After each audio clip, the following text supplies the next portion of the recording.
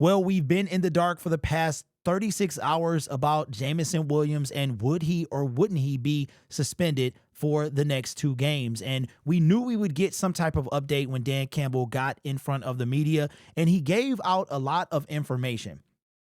Now, there are some things, I've listened to this quite a bit times, and my perception of what was originally said has changed just a little bit. So I'm very intrigued to know what you guys got out of this. Now, unfortunately, we live in a world that is fueled by speculation. As a matter of fact, the off season sometimes does better than the in season because of the speculation. And unfortunately, it's something you can't get around. And there are things that are not said, and then sometimes there are things that are said without saying them, and then sometimes things are just misinterpreted completely. And that's kind of what I want to ask you guys about as we break down Dan Campbell's press conference when he was asked about Jameson Williams. But before we do that, here is the update on Jameson Williams. Why has he not been suspended as of the making of this video, which is 3 o'clock Wednesday the 23rd, Eastern Standard Time. Here's what Colton Pouncey had to say coming from his Twitter account. Says, Lions wide receiver Jameson Williams will practice Wednesday. He's been given a window to appeal or accept his 2-game suspension and is currently deciding, which is why the league hasn't confirmed the suspension. The 2 games he'd miss would be the Titans this week and the Packers next week. Well, the good news is he's still deciding whether he's going to appeal. Maybe there's something there. Maybe he sees or wants to give it a shot. And also, we will get him back for the Houston Texans, which is a game we could really use him against the Green Bay Packers, seeing as that is a conference and a division game, and a win there would be much bigger than a win against the Houston Texans. But at the same time, he might miss these 2 games. Now, originally he said he was going to take it on the chin, but now he's deciding whether or not he wants to appeal the decision. Watching Dan Campbell's press conference, first of all, let me just say this, be very clear. J-Mo's my guy, supporting. You see I got the shirt, not going to turn my back on him. At the same time, it's hard not to speculate. It's hard not to read into what Dan Campbell is saying. And a lot of that is because of Jameson Williams' history. Now, he doesn't have a history with this particular situation, but he gets drafted year 1. Then you hear from reports that he's not happy. He wants to be activated and put in. Lions didn't do that. Those were unconfirmed, by the way. And a lot of these reports are unconfirmed. What was confirmed is him being suspended last year for gambling. It was confirmed it was non-NFL, because if it was NFL, he would have been gone for the year. CJ Moore was a prime example of what happens. Jameson Williams was a 6-game that was reduced to a 4-game. There's possibility that he could appeal this and maybe win, and it could be reduced or something like that, or it could stick. He could also not appeal and it could stick, just take it on the chin and keep moving. I remember Dan Campbell said something about failure, and he said, failure is not learning from your mistakes. Paraphrasing, it was something like that. Got to learn from your mistakes. This does appear to be obviously on Jameson Williams. It might have been some thought that it was. Now, again, this is a PES, so this is different from a PED. This is a substance of some kind. Now, it has been, and again, I have to bring this up because it's part of what we do in this new media age, but I want to be very clear that this is not confirmed. But there's been some talk and some speculation that this could have had something to do with some type of prescription, such as Adderall, something like that was either not filed with the league or something else, right? And that a 2-game suspension usually confirms that it was some type of masking agent or like a masking situation.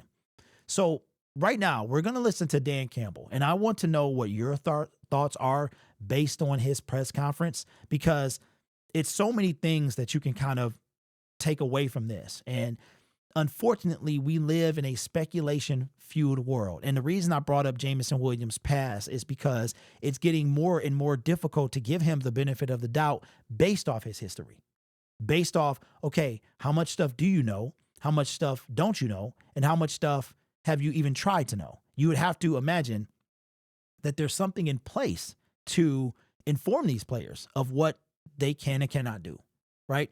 But I want to get your opinion of what you think Dan Campbell is saying, okay? So this is from Dan Campbell's press conference earlier today, and this is courtesy of the Detroit Lions Twitter account. Let's take a listen.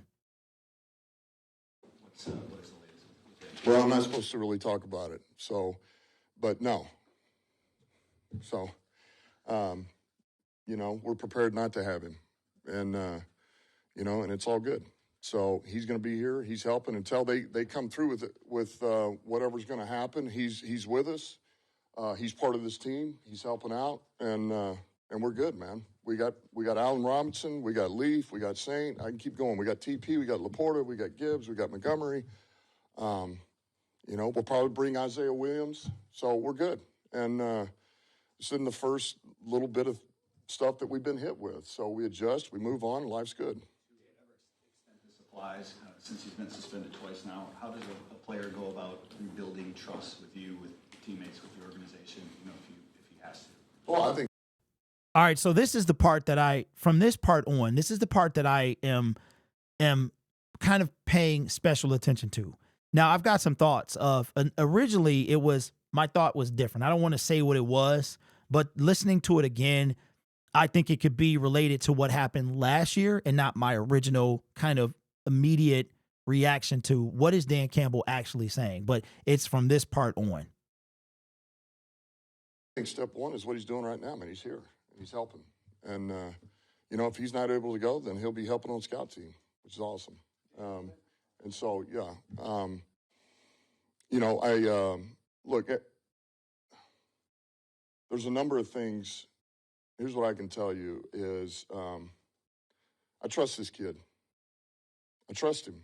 And unfortunately, you got to pay for your sins, and something happens, and if this comes down, so be it. But I know this, we dangled a rope down on the way up. We can't wait for anybody. And, over a year ago, he started climbing his way up, and he got to us. And maybe he lost his grip, but he'll climb back up again. That rope's still there. It's tied to us, and he'll be just fine. But he's part of this team, and I trust him.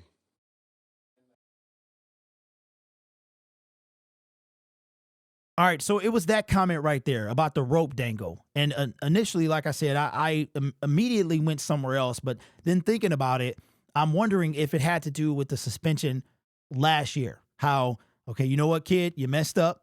You made a boo-boo. Deion Sanders on NFL Game Day, when they used to show punt returns and kick returns, he said it was either, we're showing you this because it was either a big play or a boo-boo. And initially, I'm like, so I'm thinking this has to do with the boo-boo last year of the suspension, just brain fart, whatever it was. We don't know what it was. We don't know the intent behind. Did he know? Did he not know? You guys have your thoughts in the comment section. To be honest with you, I haven't thought about it twice. But about the rope being dangled, and I did like how he said it's attached to him. So we got you. We put that rope. You grabbed it, and he said maybe he lost his grip. That's the part, to me, that's really lost his grip. How? That's what I'm saying. How did you lose the grip? Is it because you made another mistake or what? But that's kind of what it's so many places that my mind is going, and I'm trying to keep it to make sure, I don't want to say the wrong thing, but there's a lot of different ways you can go with this. And as Dan Campbell continues, you can tell he's getting frustrated talking about it. And I don't know, you can already tell like how he's feeling. When was the team informed, and when does his window close to appeal, and is he going to appeal? Yeah, that's about as far as I've already said too much. Where does that trust come from? Yeah, I can't get into that either, really. What I'd say is there's enough things. Look, he and I have had enough dialect, enough things that have happened to I know when he tells me something, I know what it is, and that's the best way I can say it. And so look, this happened. It is what it is, and move on. But I do, and he's put the work in, and he's put his best foot forward. And like I say, he lost his grip. So he'll be back. He got somewhat close to Teddy Bridgewater. You know, he said he learned a lot from him. Without Teddy here, is there someone else he's leaning on? Do you feel he has enough of a support system, either in the locker room, coaches, anywhere else in the team, to make sure he stays on the right path? Yeah, I feel like he's around his teammates a ton, and I feel like he's really endeared himself to the guys, and like I say, he's part of the group, and yeah, I do, and I'm telling you, he's matured so much, man, and I get it, I understand where it's at, and I know it can be frustrating. Look, it's frustrating for us, you know, and it's frustrating because I got to answer these questions, and the team is going to have to answer them when they shouldn't have to, but ultimately, you know, he's taken huge strides, he's made huge strides, and I recognize that, and I think the team recognizes that. So, you know, I think he's going to come back better than he was before. The other front, And it's the last part. All of that between what the reporters were asking, what Dan Campbell was saying, his demeanor and things like that.